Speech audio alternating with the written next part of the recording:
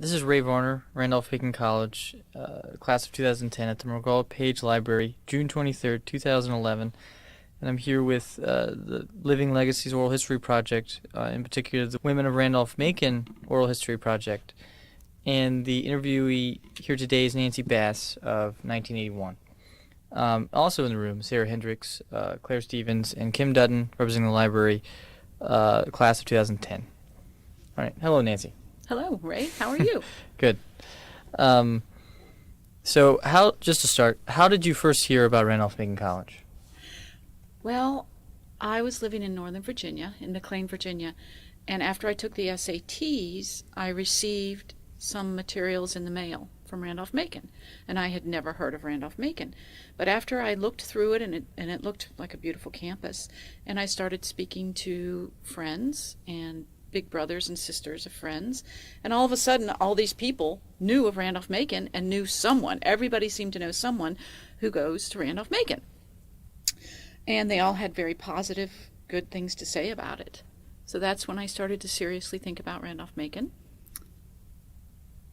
Did you talk to any alums or anyone that had gone to the college, or just people who knew people? I did not speak to any alums, but I had two of my brother's friends were football players and were juniors here at Randolph-Macon. And so I spoke with them. They were very enthusiastic about the school, academic life, the social life here. And they invited me to come down for the weekend, which I did. So my first visit was not with my parents. It was visiting friends of my brother's. And I had a wonderful time and was amazed at how welcoming and inviting and inclusive everyone here at Randolph-Macon was. Where did you stay when you were here, that first visit? I stayed with one of their female friends in Mary Branch. Okay, do you remember anything else about the visit? Any stories or anything from that particular visit? I just was amazed that everyone seemed to know everyone. As you walked around on campus, everybody spoke to everybody. Everybody seemed to be very happy and just enjoying life on campus. Okay, well, what did you think about the campus when you first saw it? What were your first impressions? It was beautiful, lovely, very green and historic.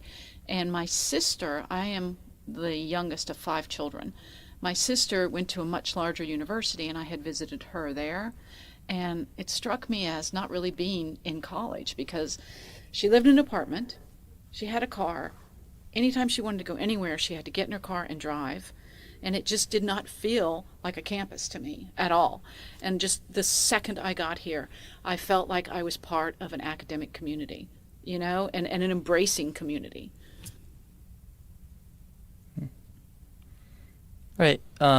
So when you were thinking about, when you got the pamphlets in the mail and everything, when you were thinking about the college, did you know that it had recently just gone co-ed? Did that factor in to I any of did your notice that. I wouldn't say that it was one of the deciding factors in my decision to come here. It definitely played a role in the attitudes of the females and the males interacting with each other once I got here. Well, in which way so what do you mean it played a role? I think there was a great deal of competition, male-female wise. Of course, as you all know, the classes here are so small, it's impossible to sort of fade into the background or to disappear. Every single person in the class is engaged. Everyone's participating. Everyone's, speaking and addressing the issues. And I remember one story. My best friend here, who is still my best friend, and I were in an English class with 2 gentlemen from Randolph-Macon, and we just got much better grades than they did. Our papers seemed to get read aloud by the teacher and all of that. And they said to us, well, sure, girls are good at English, but we'll challenge you in either math or science. So we all ended up being the next semester in the same chemistry class. So we had a bet at the beginning of the class that the two of us, the 2 females, could get better grades than they could. And I have never studied so hard in my life. And Lynn Davis and I I mean, we encouraged each other. We forced each other to study because we had to beat the two of them in grades. And every time we'd get tests back, we'd run over to see what score they got. And there was a lot of that went on. And by the way, we did win the bet.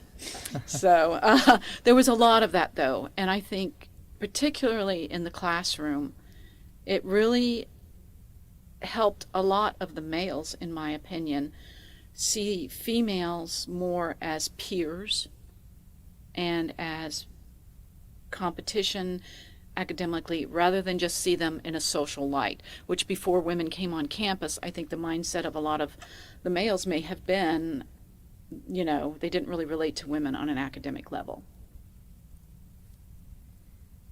All right. Not to go back too much, but can you tell us about, so when you came to campus as a freshman, so what that was like?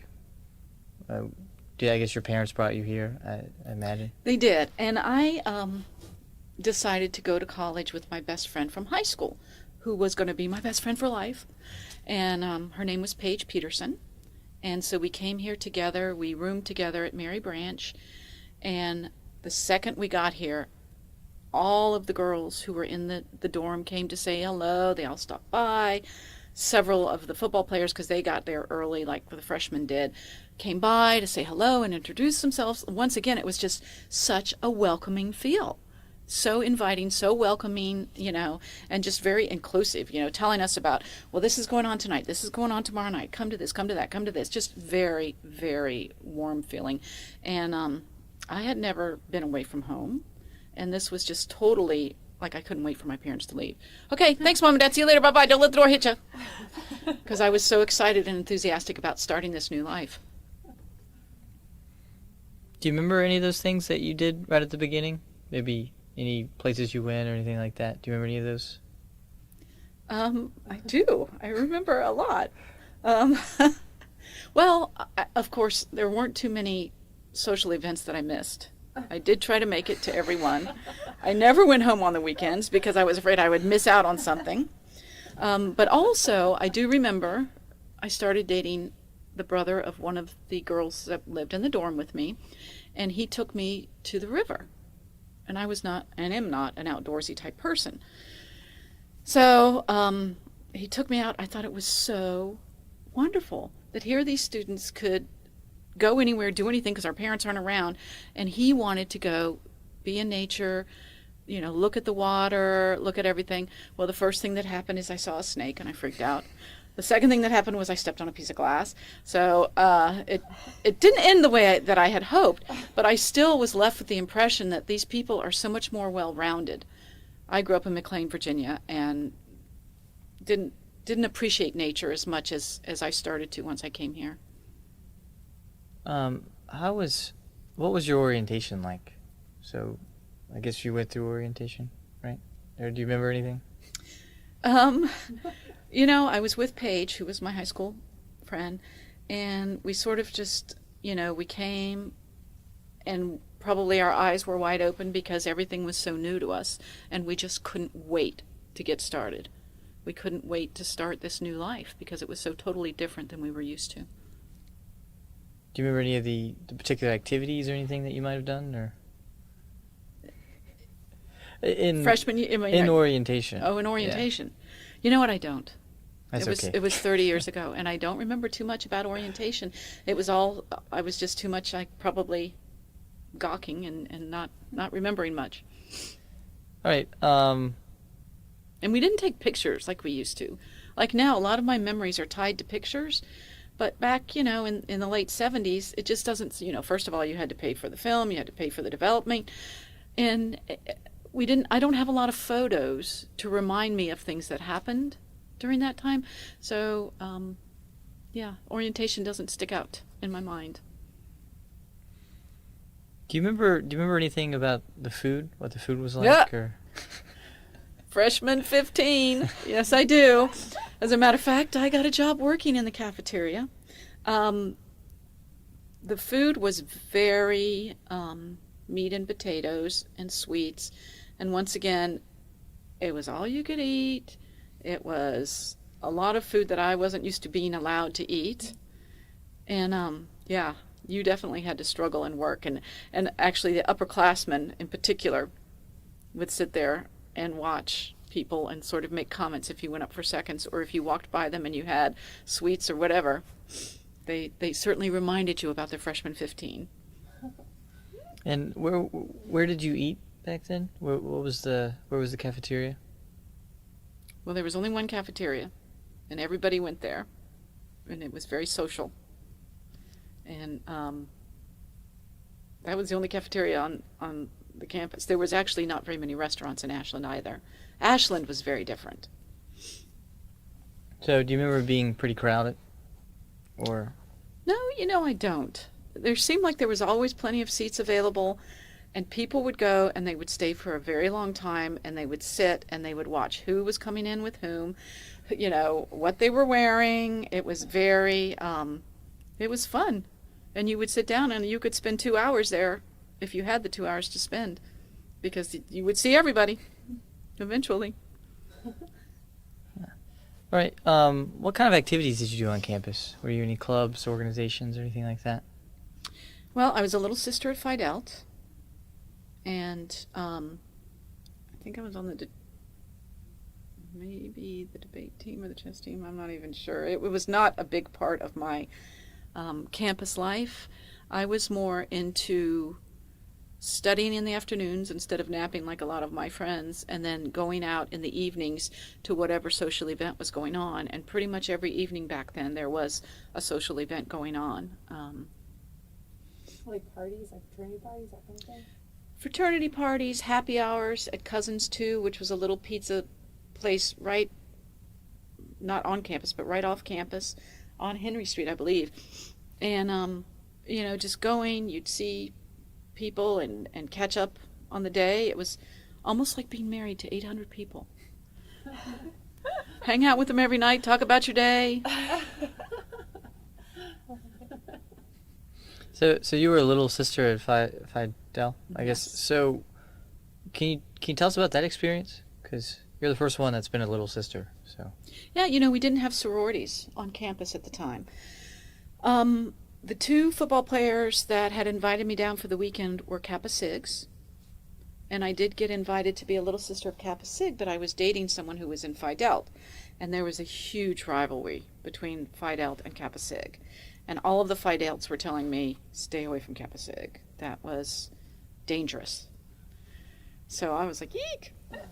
So I became a little sister at Phi Delta, and the boy that I was dating, we only dated like 1 or 2 months after that, but all of the brothers at Phi Delta were my friends and looked after me, and it was a really good experience. And yes, every now and then we'd have to go clean the house or do chores for them, but they also looked out for us. And I remember typing many a paper for them when it was due the next day, getting a knock on the door, but they always looked out for us. They always made sure we knew about what was going on. We could go hang out at the house anytime we wanted to, and it was just a really good feeling to know that someone was watching after you. So were you? How did it work? Were you an official member of Phi Delta, but you were a little sister? How does that work with? Well, I don't think the national Phi Delta recognized little sisters. I could be wrong, but we certainly had a ceremony we had to go through, certain things we needed to do. I think we may have even paid a little bit, because at that time, I don't know if y'all still have this, like a social fee if you don't belong to a fraternity. No. Because the fraternities complained because they were the ones that were always hosting all these parties. And people that didn't join fraternities would come to all the parties, and they were welcome to come, but they didn't take any of the financial burden of these events going on. So I think we did sort of chip in $5 a month or something like that to the social fee for them. And how many little sisters were there? I think there were about 15 to 20. I was just in Phi Delta. That was your group of little sisters. Yes. Did all the fraternities have little sisters, or? I think KA called them Little Sisters of the South or something like that. Kappa Sig had little sisters. I don't think Phi Delta had little sisters. Does Phi Delta still exist here? Phi Delta Theta? It does. Oh, they were the wild ones.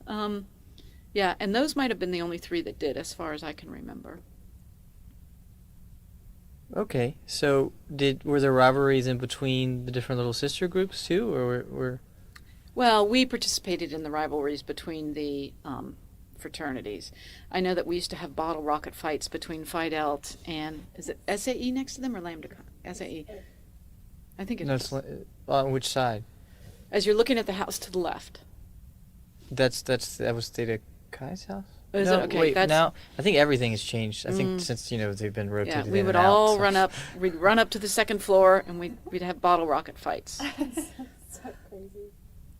What do you mean bottle rocket fights? Can you describe a bottle rocket fight? Like you would get an empty Coke bottle or beer bottle or something, and you would put like a firecracker or something in it, and it would shoot across to the house.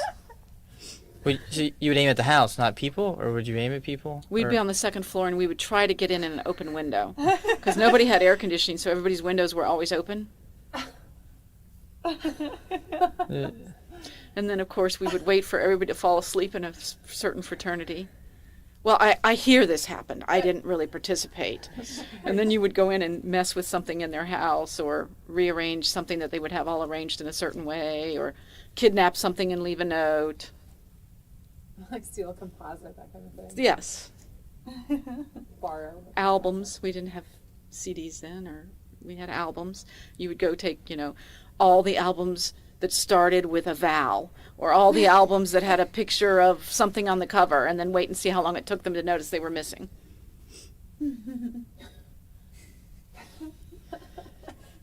So did you, since, I mean, you were just little sisters. Did you ever think, hey, we should have our own thing, or did you ever? Yeah, we actually tried to start a sorority, and it wasn't successful. And I know there are sororities here now, but I think it was Zeta or something.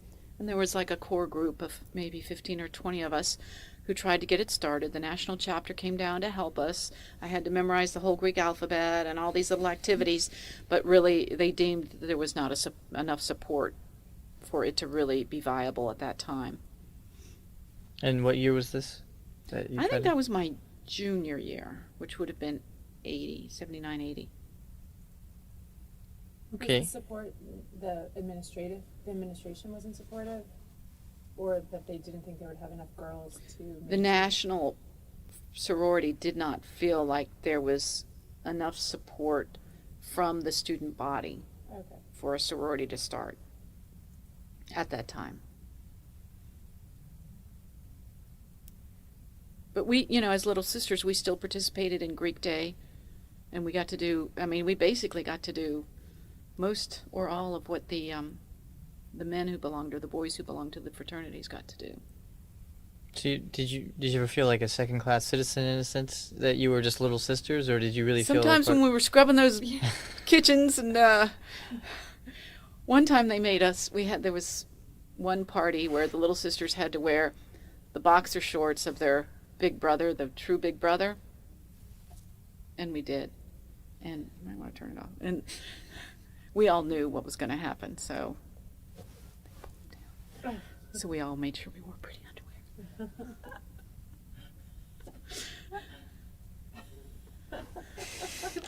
I'm sure it's just like that now. Some things never change, so.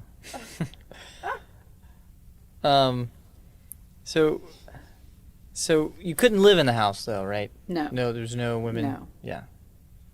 No. And so you stayed in dorms when you were here. Where did you live? All 4 years I stayed in Mary Branch, and at that time, the only co-ed dorms I believe were the motel dorms, and those were like wow.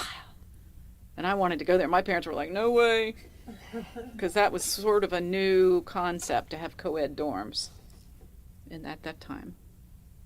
And that was Garland. That was co-ed, I think. The Do you remember? dorms that look like motels. Yeah, but I think it was just one of them was Was co-ed. co-ed. Yeah, and then yeah. So was there a reason you stayed in Mary Branch all 4 years? Well, like I said, from the minute I arrived, every girl in the building came and introduced herself to me. And it was just like, that's where all my friends were. My best friends. We stuck together. It also helped that we had a maid and everything. You had a maid? Mm-hmm. Yeah, okay. Did you still have a house mother at the time? Was it? Yeah, we did. We did have a house mother, but I think she may have either passed away my senior year or shortly after there. She was quite elderly, I believe, and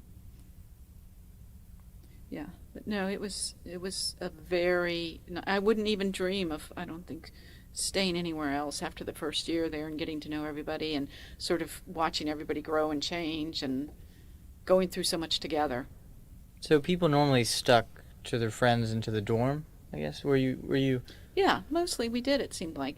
Like the new dorms were more, we definitely had a rivalry between the new dorms and Mary Branch. So did when you said you participated in Greek Day? Mm-hmm. So did you? There was also Women's Greek Day. That I've seen in the yearbooks. So, but that's all I know about it. And it looked like they were competing against Mary Branch versus New Dorm. Yeah. And stuff like. Yeah. Did you participate in that too? Yes. Okay, and you participated as a dorm. Yeah. So what were those like? What were Greek Days like? They were really fun, and pretty much everybody wanted to participate, and everybody wanted to, had their own competition they wanted to take part in, and also a lot that went on is on spring break. We would go down to Fort Lauderdale, and once you went down there, there'd be a lot of competitions as well, like at the Button, and a bunch of Randolph-Macon people would go, and the girls from Mary Branch would stay in one place, and like the new dormers would stay in a different one, the fraternities would stay in a different one. So we sort of, like, even when we were on spring break, we all still hung together and competed against each other. What is the Button? It was a little establishment in Fort Lauderdale that would have different contests every night, pitting colleges against other colleges during spring breaks, and different parts of the same college against each other, and everything from beer chugging to three-legged race to wet t-shirt, to which I did not participate in, to you name it. And if Randolph-Macon, anybody from Randolph-Macon was participating in anything, everybody from Randolph-Macon would show up and cheer them on. That's good. Can you talk about maybe the roommates that you had? Were they also little sisters, or did you always have the same? My freshman year, Paige Peterson, who was my high school friend, left after the first semester and decided to go to the university that her boyfriend at the time was going to. And so at that time, after she left, I became even closer with a lot of the girls in the dormitory. And I didn't get a new roommate. I just had a single at that point because Paige left. And then the next year, I roomed with the girls who I'd met the year before, and have remained friends and keep in touch with all of them to this day. You lived with the next 2 years after your sophomore year, after your first year? I lived with Kathy Reichelderfer, and then I lived, my last year, I lived with Lynn Davis. And, well, actually, we both had singles, actually, but we were best friends. And she's still, as you know, because I tried to get you to get her here. And as a matter of fact, I was texting her as I was coming here. And she jokingly said, I sent him some questions to ask you. And I told her, well, I'm going to say I'm Lynn Davis, but time hadn't been good to me. And she said, well, as long as your hair looks good. Because she was always, so I would always make fun of her because she would take forever to get ready. But, yeah, they are still my best friends to this day. And was that difficult when Paige left? Because, you mentioned earlier that you all were going to be best friends for life and came here together. Well, I think we recognized after about the first month that I was really enjoying the atmosphere. And she was going home every weekend to see her boyfriend. And she was miserable during the week because she missed her boyfriend. And she did not get to experience Randolph-Macon like I did. So we kind of both knew pretty early on that this was not for her. And we kept in touch maybe 2 or 3 years after that. And then once Facebook started, I tried to reach out to her, and we sort of exchanged a few sentences. But, it's really my college, not my high school friends that I have kept in touch with. Did she stay with her boyfriend? Yeah, they got married. Got married? Yep. Still married? Yes, they are. Yep. Worked out. So do you remember any visitation policies in the dorm, or anything like that? Well, yes. You weren't allowed to Yeah, I remember many incidences actually of people getting in trouble. And I remember one incident of someone breaking the window to get in, but not every night. But there were strict policies. And as a matter of fact, one time my parents, that was the one bad thing about having maids and about having a house mother, is they pretty much knew what was going on. You could not get by. And my parents went on a vacation and they asked me to keep the cat. So I tried to sneak keeping the cat in the dorm for 1 week only. And every time the maid would be coming to my room, I'd sneak her down to Lynn's room, the cat. But they found out. Mm. And they said, oh, I said, my parents are going to be back on Saturday, please, please, please. And they said, okay. But it was sort of the same with guys. They knew. If you were trying to sneak around, they would know. And of course, everybody knew everything anyway, so you didn't want to be doing anything that you didn't want everybody to know about. Okay. Do you have any other stories about your social life that you would like to share? or any really, great stories or anything like that?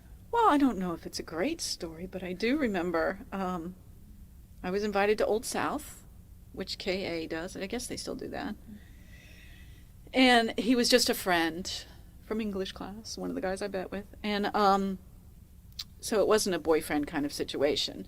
And I went and rented the big hoop skirt and everything. And there was a big rivalry between Kappa Sig and KA. And I was attending the KA Old South in my big hoop skirt. And Kappa Sig was on their rooftop sort of shooting bottle rockets and yelling at people and all of that. And I think one of them said, hey, come here. Da, da, da. So I went over there, and I went up on the roof while Old South was going. And they were like, sit down, sit down. So I was like, okay. And I sat down on my big hoop skirt, went like that. And Lynn, my friend, was mortified. And she ran up, she said, Nathan, get off the roof! And that was a little embarrassing. So I basically kind of mooned all of the Old South people from the Kappa Sig roof. Were there any other big events? You mentioned Old South, and then Greek Day, but any other big events each year that everyone looked forward to? Camptown races. Camptown races. Hampton Sydney was the biggest weekend ever. And it was actually always more fun when it was at Hampton Sydney than it was here, because then there was a road trip involved, and that was always fun. What would you guys do? I mean, besides the obvious. Yeah. Well, everybody would, amazingly, I think back on it now, and it's like nobody ever spent the night at Hampton Sydney that I can remember. We always drove all the way there, watched the game, and then drove all the way back the same day, which wasn't that far, but still, after watching a football game and partaking, it was not the wisest idea. But I remember going one time, and we were all in a convoy and all this stuff, and we had to stop and get gas or something, and we lost everybody. And coming back, we got so lost. And there weren't cell phones back then, and there weren't GPSs, and we were just driving around in the country going, thank goodness we just filled up with the gas, because we don't know where we are, we don't know how long we're going to be driving. But it was always the biggest rivalry, and we used to always have T-shirts printed up that would say bad things, or things that sort of implied that Hampton Sydney boys weren't gentlemen, and wear those. But that was always fun. And there were Camptown events. Do you remember those? Yeah, Camptown races were still going on, I believe. I don't have too many memories of those, but there was an event every weekend. There was always something going on. All right. Kind of switch to academics. So Good.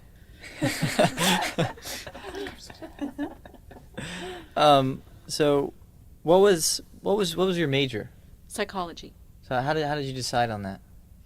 I fell in love with psychology the very first intro to psychology class I took, and Carol Hughes was the professor, and she was wonderful, and it really opened my mind up to so many things that I had never experienced before academically. And she made me the physiological psychology lab assistant, and she was really my mentor.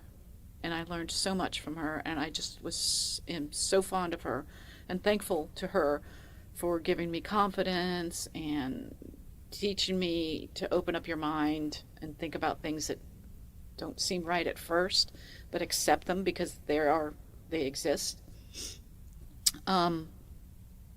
But like many people, and many people I know, a Bachelor of Arts degree gives you the tools that you need to pretty much work in any field.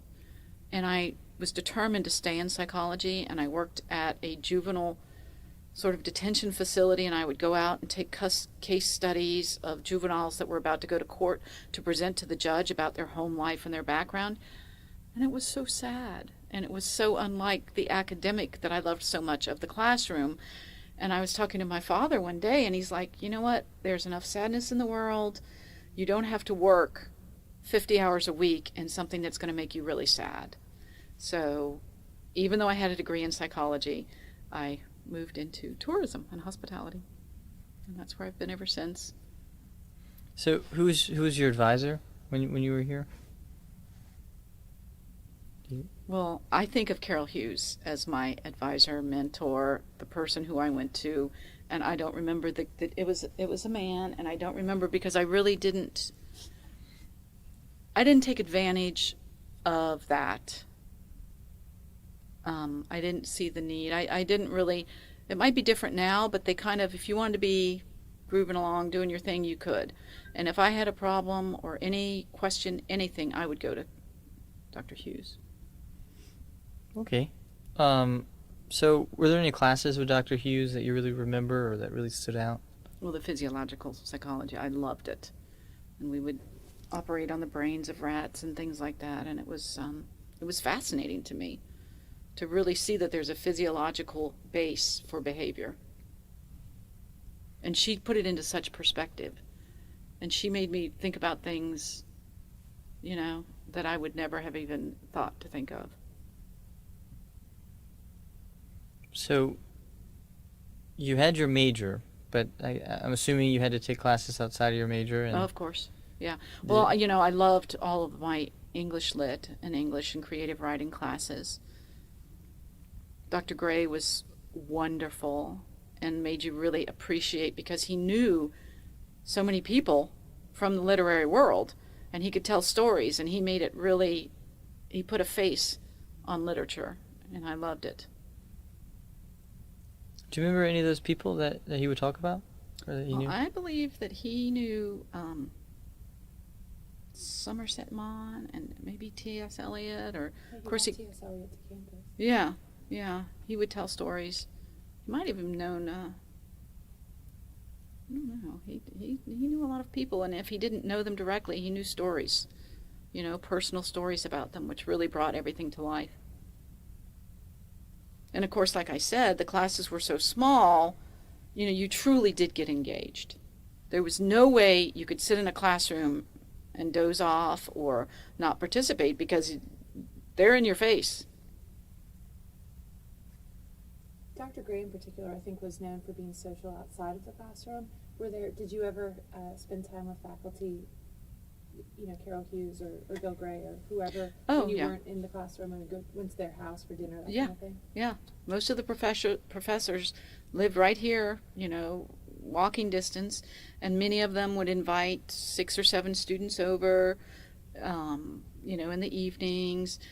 Dr. Gray attended a lot of the fraternity parties and a lot of the parties that we had, and he was always interesting, and students would gather around him, and he'd tell more stories that he couldn't tell in the classroom, and he was a fascinating man, and he really warmed up to students and made us all feel like peers with the faculty a lot of times. Even though in the classroom it was different, you really felt like you could get to know faculty on a more peer level. So were there any other faculty members that would show the same, sentiment? Well, I know my one of the boyfriends I had, Jim Clark, I think he was very close with, I think his name was Dr. Acey. So I attended some things at his house with Jim, and my creative writing professor was wonderful too, and very encouraging. And he would sometimes, like if he liked a story that you wrote or something that you wrote, he would say, outside of class, let's talk about this a little more, and invite you to come to his office or to his house, and you could sort of talk about where your perspective was on the story, and this is what I got from it, is this what you meant? And something that you wouldn't want to do in the classroom because it kind of would waste everybody else's time, but you really got one-on-one attention and experience and intelligence and just wonderful times with the faculty. Do you remember any of your PE classes you had to take, or?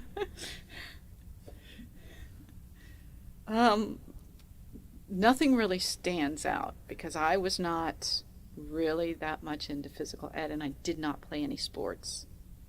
So no, I really don't. But you had to take them. Yes. Yeah. Mm-hmm. Did you have to pass the swim test? Do you? Yeah, I believe so. That was not a problem. I love the beach. I love pools. Yeah, that was actually the best part of PE class. Okay. I do remember that there was no such thing as an easy course here. Like you'd sign up for 3 hard courses and then ask everybody, what can I get an easy A in? And even PE, there was no class that you could just sort of ride along in. There was no such thing. I tried for 4 years to find a class that I could get an easy A in, and there was no such thing. Because a lot of places you hear PE isn't, easy.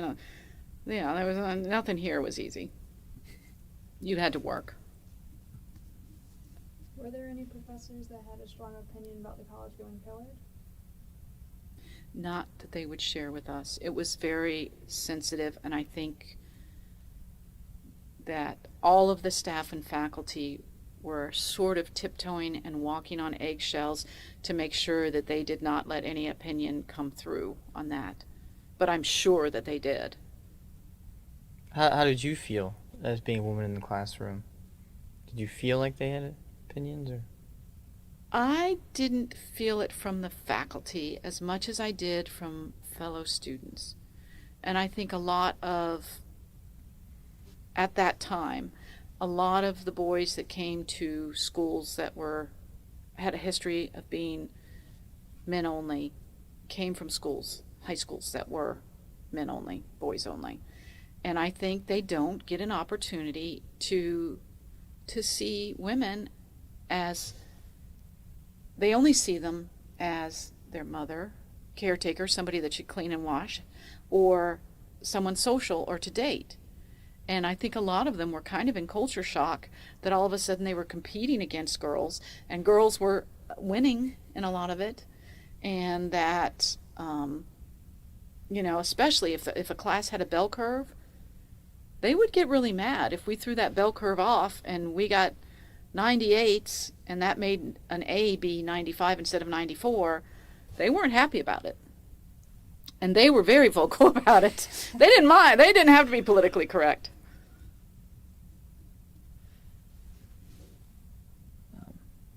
So you mentioned that you worked in the field, so as your first job with the juveniles, Mm-hmm.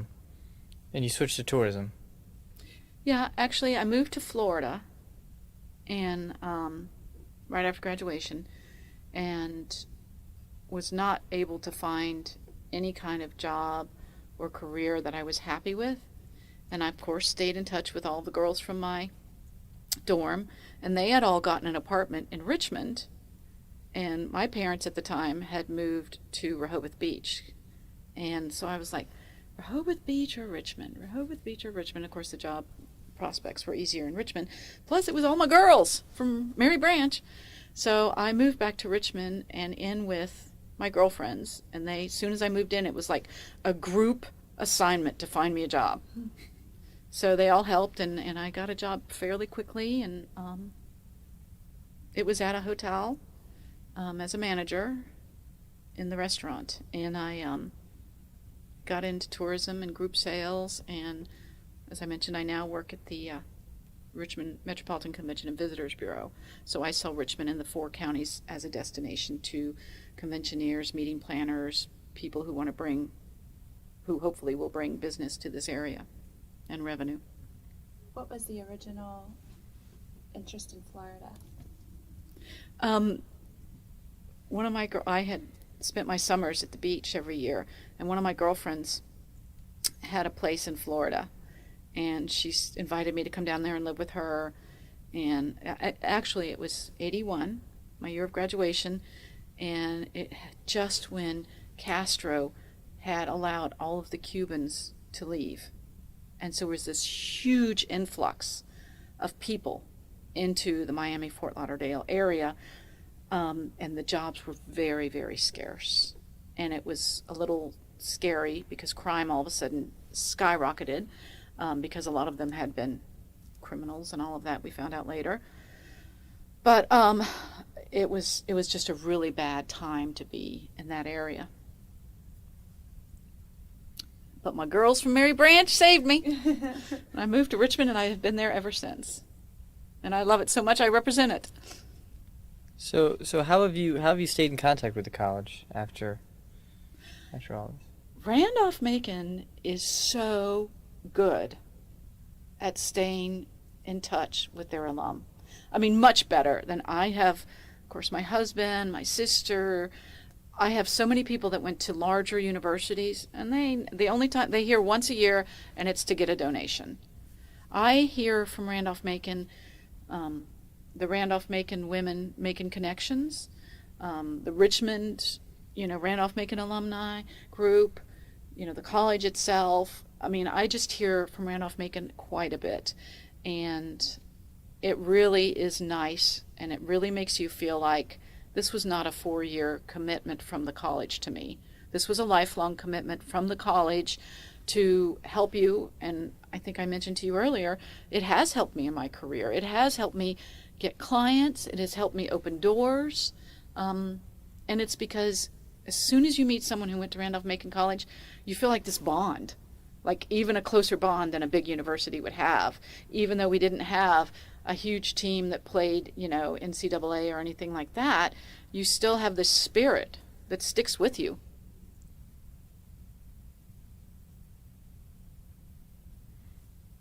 I get invited to, the dinners that the Randolph-Macon Women Making Connections host, which is really cool because they're in the home of alumni, and they're from all different classes. So you get to hear the perspective of someone from my class, before my class, someone who just graduated 2 years ago, and it's really very interesting because I would never have the opportunity to interact with some of these women because we don't really have anything in common other than having gone here. If you have any questions. Yeah. Do you have any memories of the college president when you attended here? It was Cabell, and he would host, I think once a year, an event at his home, which I thought was really nice. Well, I think what he did is he hosted probably many of them, but I would get invited to one, and there would be like 40 of us there, it seemed like. And he was very nice. I didn't really interact with him that much. My really main point of contact with the faculty and staff was Carol Hughes. Did you keep up with her after you graduated? No, shame on me. I didn't. And actually, I've only been back to Randolph-Macon twice, to the actual physical location. Once was for a homecoming, and once was to bring my niece here to show her the college as a prospective student. But I have felt very connected to Randolph-Macon because I have kept in contact with everyone I went to school with. I, get the newsletters, I read about it. I at least once a month, I run across somebody who went to Randolph-Macon. Of course, through the Women of Randolph-Macon College initiative, one of the main reasons for creating that was because we do feel like there are women just like yourself who remain connected, attend various events, but don't necessarily come back to campus. And, if you're looking at it, you have been attending events and have been supportive of the college, so you have stayed in touch in that way. But in looking at it for many women, we've sort of lost contact as a whole. And do you have thoughts on why that is? For yourself, you have remained in touch and live in Richmond, and I guess it's surprising to hear that you've only been back to campus twice. I know, isn't it?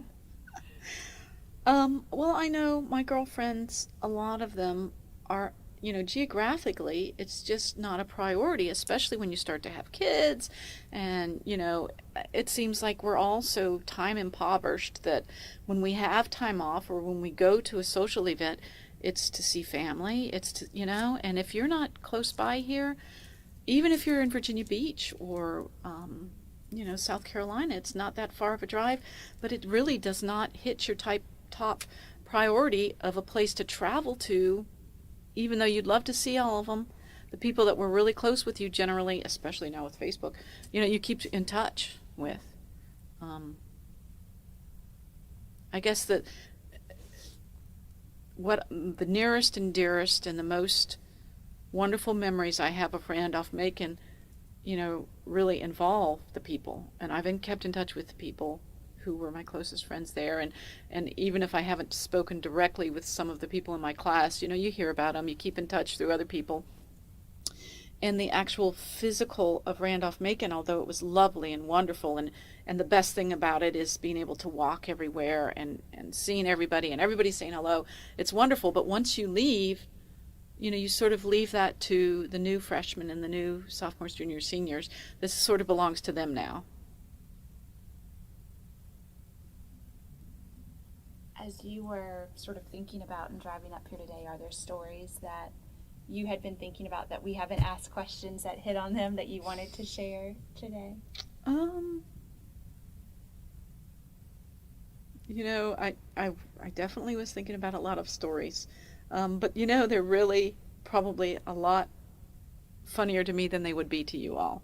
And like I said, I was texting Lynn, who was my best friend still today from here, saying I was coming here, and she was goofing on me and telling me things and telling me to keep it clean and telling me that she warned you all it might take a little longer than an hour. But yeah, no, it was a wonderful experience, and I'm telling you, walking in as a freshman and leaving my last day as a senior, I was a completely different person. And my job now entails a lot of doing presentations in front of large groups. And, not only presentations, but meeting with people, complete strangers that really don't want to meet with me because I'm a salesperson, and that's the last thing in the world they want in their face.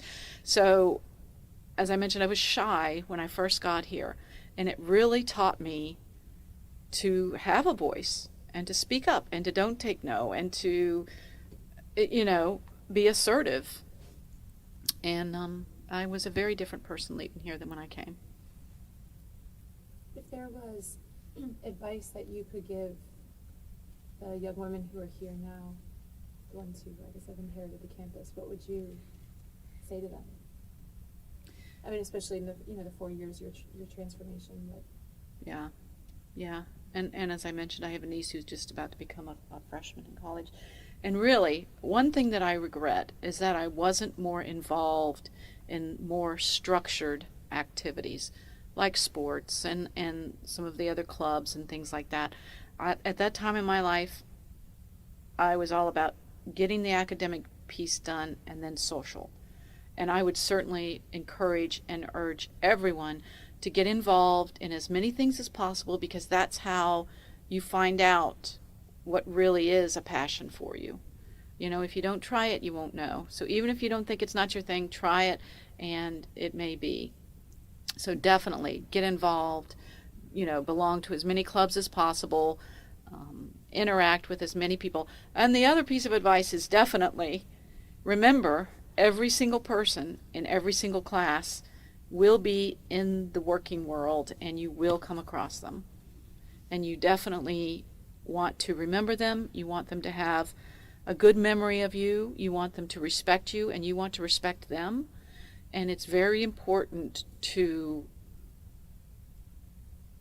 be open to everyone and not just seek out a certain stereotype, because the whole college experience is about opening up your mind to every type of person, every type of activity, every type of academic, so that you really can find the true you and your true passions. So, would you say that applies to both men and women? Or would you have extra certainly. advice for just women, or would you think it would be the same? No, I certainly think it's important, very important for men too.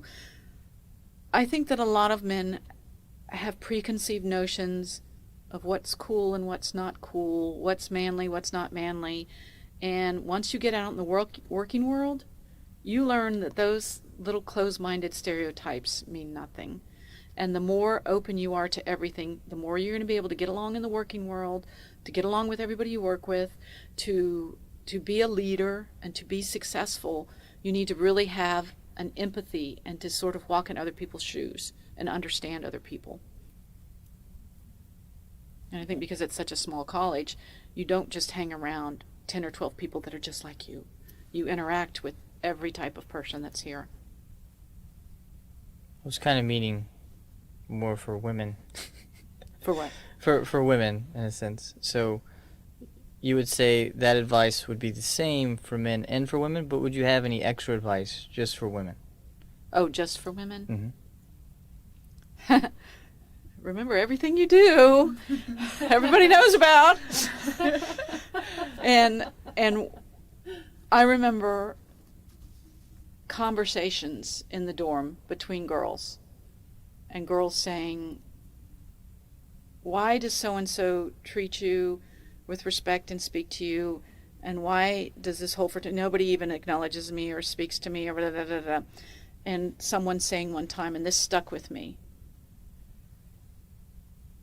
the way you're treated is based on two things: the way you treat people and the way you behave and act. And certainly you want to always behave and act in a manner that is completely open to anyone to see and that you're proud of, and that you also want to treat everyone with respect and attention, and if you are kind and good to people, they will be kind and good to you. If you gossip and get into a small little world that is more intent on putting down other people, well, you're going to soon be in a class that people are talking about. It's sort of behave the way you want to be treated.